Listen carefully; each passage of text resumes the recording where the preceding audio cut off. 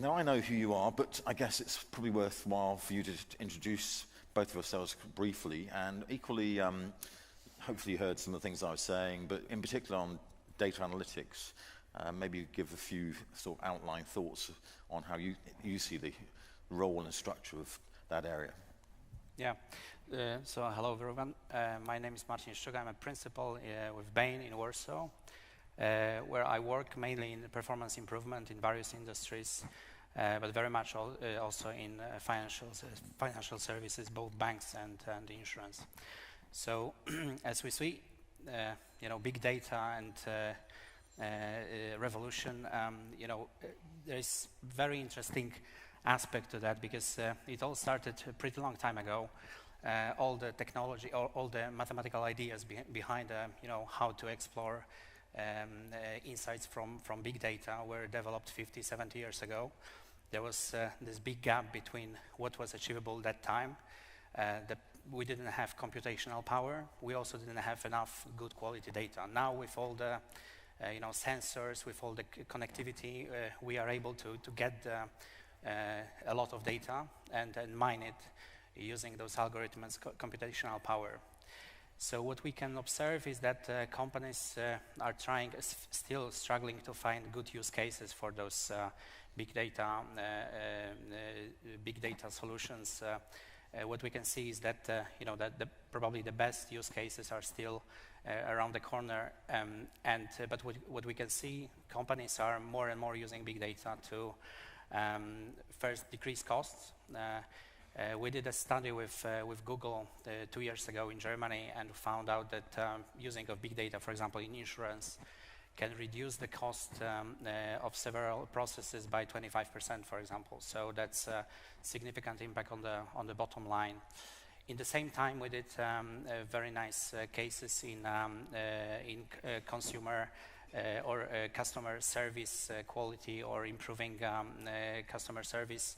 For example, in one of the banks, we matched the data, the behavior, online behavior of a customer with a pitch of his voice when he calls on IVR. So we can understand, when someone is nervous or someone is probably, has a significant issue, to discuss it over, using the call center, and we can use this data to probably, better respond to his needs. In this case, if someone had a certain pattern of using the web page, bank web page or app, plus he was nervous, then he was automatically referred to a more senior call center staff member that was able to negotiate with probably more empathy and be more, more willing to solve the problem. So, as I said, great revolution, starting slowly, but gaining momentum right now, and very good, very interesting use cases, both on the cost and revenue side. Raises a few questions, but let's hear from Tomasz first. I'm Tomasz Ćwik. I'm the head of architecture and new technology department in BNP Paribas in Poland. Regarding the topics you've mentioned, I was the author of data management transformation in the bank to move the bank from the, let's say, Stone Age to the digital age. And data, let's say, it's a fuel to support the digital transformation and all fancy use cases which we can imagine. But I would like to add to one of the use cases you've mentioned, let's say, recognition who is nervous and the behavior of the person. I think this is the interesting case where we can analyze not only the, let's say, flat transactional data which we have in the bank, but using big data we can analyze kind of biometrics, behavior of the persons, and provide better, let's say, reaction on the bank side, because usually banks are, let's say, treated as a, let's say, government office where it's not which is not customer centric, but we would like to change that, and that's why we would like to analyze more kind of data to provide better reaction, better offer to the customers.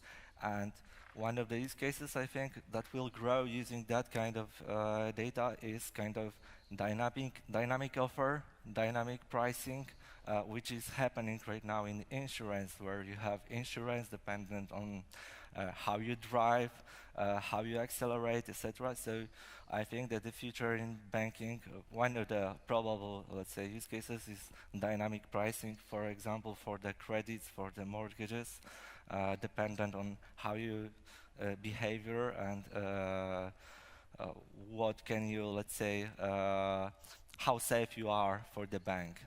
So this is something very interesting, and I think that this area will be growing. Thank you for now. Thank you. I think one of the things I wanted to explore to begin with is, on the one hand, everyone talks about data as the new oil, and on the other, that we're all drowning in data because there's too much of it.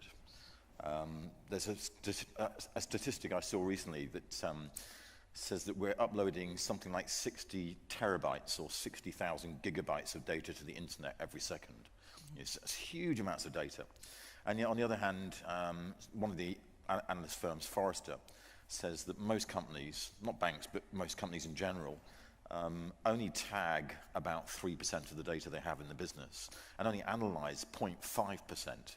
So 99.5% of data is being wasted or ignored. How do we determine a good data strategy? I mean, how do we build a good data structure? Maybe Tomasz, you can start. Okay, this is a very good question.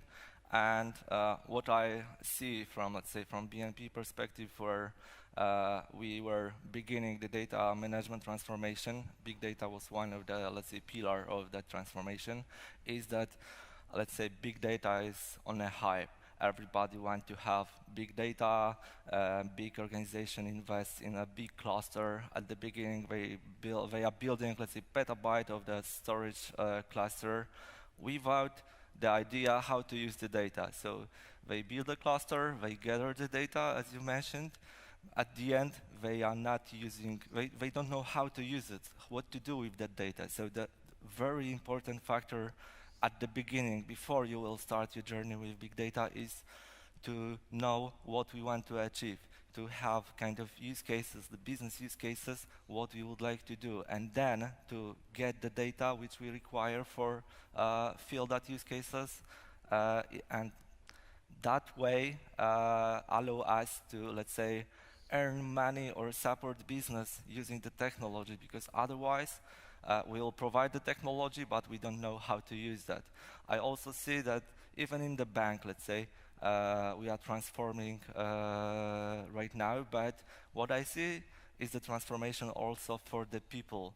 They, at the beginning, they don't know how to use that kind of technology, what we can do with our data, because banks have a lot of data, maybe not like Amazon or Google, but it is changing. But we have a lot of data, and the key challenge is to inspire people what we can do with that kind of technology. And coming back to your question, it's very important to tag data at the beginning, to store data which we know what it is inside, because otherwise we will have a big mess with the data, and with the data which we don't know how to use. So it's important to have the kind of strategy at the beginning, good governance over the data, I mean the big data, tag the data as much as you can, and to have an idea what you want to do. It's not the way to gather data and then to think. You have to think at the beginning. Yeah, I mean, totally agree. So what we can observe, I mean, this is a complicated question, but like not necessarily using only 5% of your data or 2% is something wrong, because probably the other 95% is either useless or we are not ready in the organization to really utilize those data. I mean, the first starting point is to think about the use case, what you are going to achieve. And for this type of conversation, you need to have business people, data scientists or data engineers, and IT in the room, because then together they can decide, you know, what's realistic, what's achievable, and then what would be the business outcome. This is one of the main risks of the large data, big data programs, you know, in various organizations, also in banks that we see as Bain, is that people basically they overinvest in the the data side. They try to find the gather as much data as possible, but they don't have a good idea what to do with it, and that's one of the failures, because then your whole big data transformation program loses momentum. People start ridiculing you. Spend a lot of money. You get all this, all the data from all the sensors, but then we have no idea what to do with it. Just one thing to add, because we have a lot of startups here. If you are thinking about big data, that only user for big data is the data scientist, it's not true. And this is one of the big mistakes I see also on the market, that you have to put data scientists with the business who knows the problem you want to solve and who knows the data you would like to use. And only then it works. Otherwise, if you will build big data cluster, you will build a great team of data scientists. It's useless without business leaders, without business people who knows what we want to do and what data we have, how it is correlated. So it's extremely important, because I see a lot of, let's say, data science team closed somewhere in the corner in IT sometimes, and it not works. It have to be, you have to have all people together, and this is, I think, the most effective way. Yeah, I find it interesting that in Q4 2017, Goldman Sachs had 28% of the jobs that they were advertising with the word engineer in the title.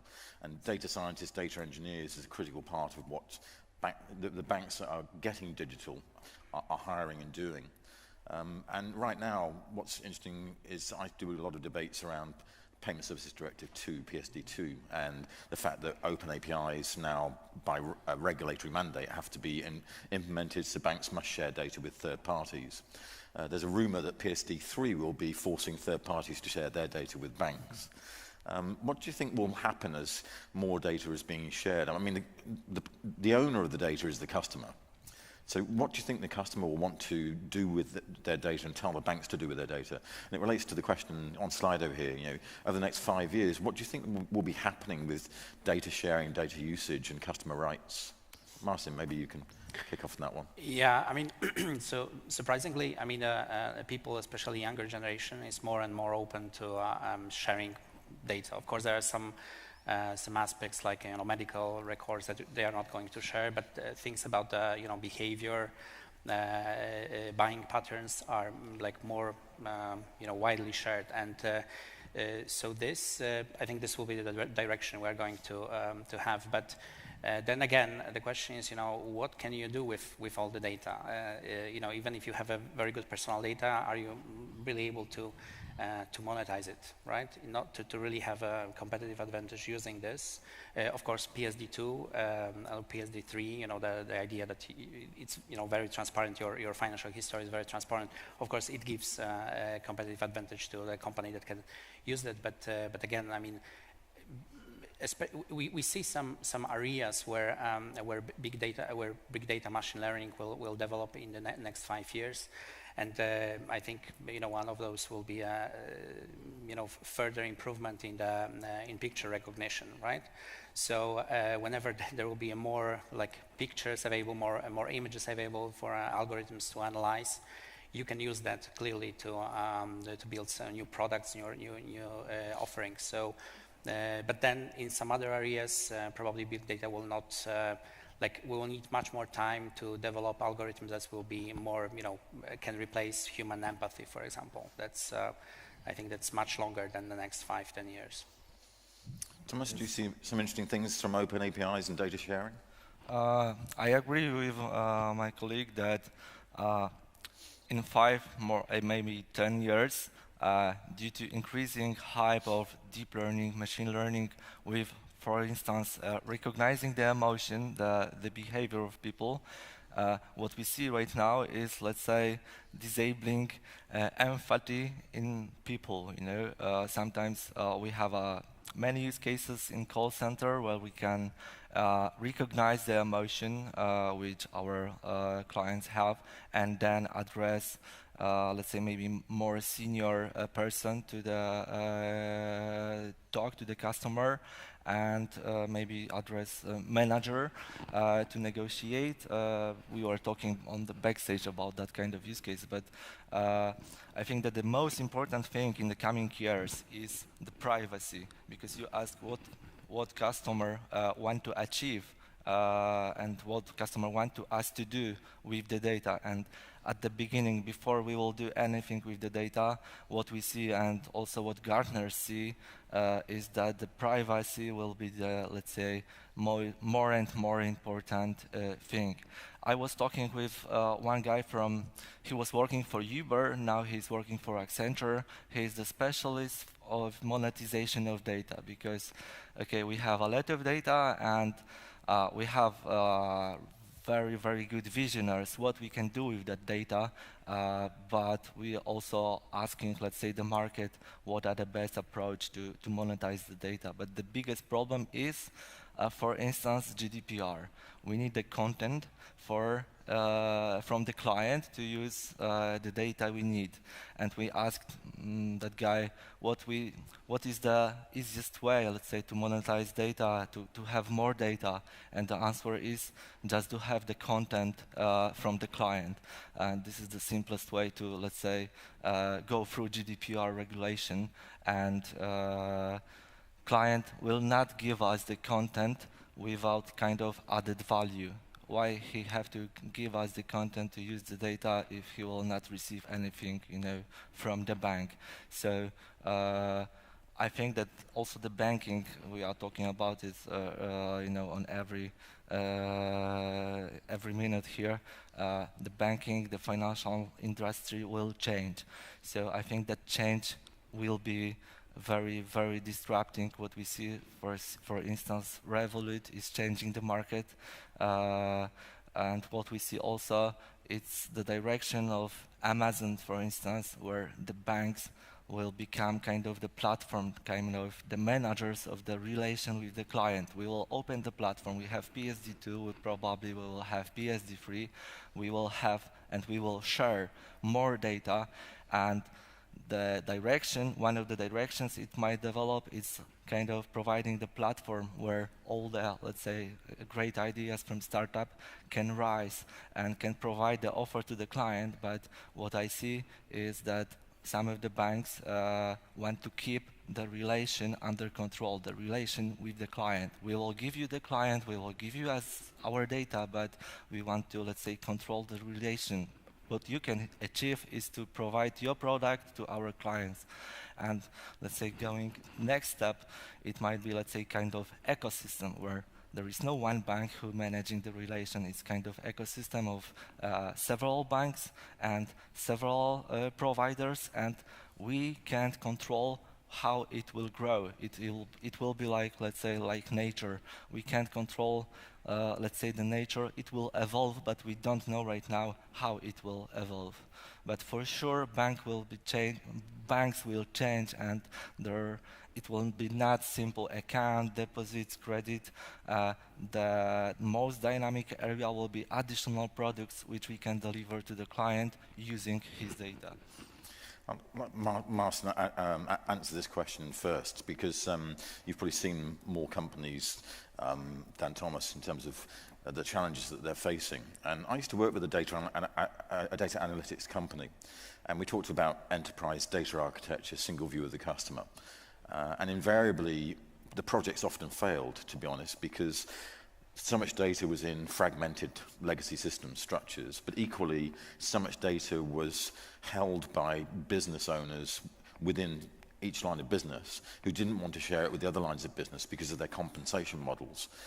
Do we still have those challenges, or have they disappeared? Yeah.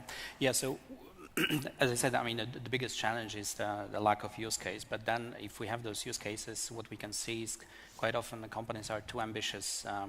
They decide, okay, we will make a big bang, big data implementation. Let's spend 1 year, 2 years developing something. Things like one single view of a customer. That's still a holy grail of many companies that have multi-product, multi-channel. But usually what we see, is successful is to, let's maybe think about a certain segment, customer segment, or let's think about certain channel, and then try to make a single view of a customer from this point of view. Like what we see, companies are very often too ambitious, and basically they fail pretty late, right? Because what works are those more agile, to use this cliche word, companies that allow for very quickly, failing, because you have a problem of a business owner that doesn't want to share this data. I mean, then maybe you can make some, walk around, but then you need to act quickly. And you cannot plan it in a 1-year increments, right? It needs to be more agile. From the like a big organization point of view, it's very important to get an early success of any big data implementation. So to think really thoroughly and smartly what can be achieved, because otherwise you will basically lose momentum, and then you can stop the whole program for many years because there will be more important things in the organization than this. So yeah, you shouldn't be too ambitious at the beginning. Did you face any of those challenges yourself, Tomasz? Yes, it's a challenge which we have right now in the bank. Providing more governance. One of the elements of the governance is, let's say, first of all, to know what kind of data we have, and the second thing is to assign the owners of the data. And this is a key challenge for the bank, let's say, for 3 years. Right now we are addressing, let's say, we have identified the owners, but this is the problem that business lines don't want to share the data, and this is the change in the mindset, in the culture we have to face right now, to, let's say, share the data across the organization, not to keep the data only for one business unit, which, let's say, own the data. It's the asset of the bank as an organization. It's not the asset of one business unit, and it's very hard. I was explaining to the management board that the key challenge for the bank is not the technology, because we have a lot of technology which we can use, but there will be 2 major factors which we have to, let's say, go through. One is the organizational culture, where we have to change the mindset of the people to share the data and to use the data to think, let's say, more customer and data-centric. And the second factor is, if we have the new technology, we need the people who will use that technology, who will provide the technology, and who will support business with the technology, because we have a problem in Poland that many people after university are going abroad to work in Germany, in France, in UK, in US, and we have a big problem, big issue in Poland to have experienced data scientists, let's say Hadoop developers, big data developers, and this is the key challenge for the organization, how to attract the job in Poland, not to go abroad. So it's a local problem, but it's a big problem also in the European Union scale. I was in Barcelona at the beginning of the month. I was talking with CIO from other organizations, not only financial sector, and this is the big issue for everybody, that we don't have specialists, we don't have enough engineers who will support that kind of technology. Unfortunately, we can't answer all the questions that are on the screen because we've run out of time, but I'd really like to say thank you very much to Marcin and Tomasz, and cheaper, better, faster to the end of the world.